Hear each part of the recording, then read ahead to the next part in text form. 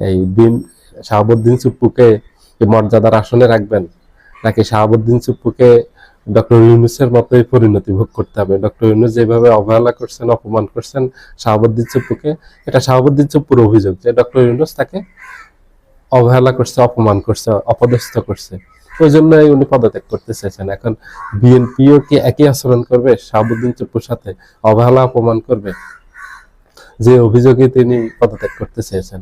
এখন শাহাবুদ্দিন চুপ্পুর ভাগ্যে কি ঘটতে যাচ্ছে? প্রথম হলো এটা, শাহাবুদ্দিন চুপ্পুকে প্রেসিডেন্ট হিসেবে থাকতে পারবেন? বিএনপি যে মেজরিটি আছে, এই মেজরিটি দিয়ে শাহাবুদ্দিন চুপ্পুকে অভিশংসন করা সম্ভব, এই পদ থেকে শাহাবুদ্দিন চুপ্পুকে এই বের করে দেওয়া সম্ভব। তার আগেও এই ঘটনা ঘটছে। 2001 সালে বিএনপি যখন সরকার গঠন করে, তখন প্রেসিডেন্ট হয়েছিলেন বদরুদ্দোজা চৌধুরী। তখন বিএনপির সাথে মনোমালিন্যের কারণে বিএনপি উদ্যোগ নিয়েছে যে এই বদরুদ্দোজা চৌধুরীকে অভিশংসন করবেন। তো অভিশংসন আর করতে হয়নি, তার আগে বদরুদ্দোজা চৌধুরী পদত্যাগ করছেন।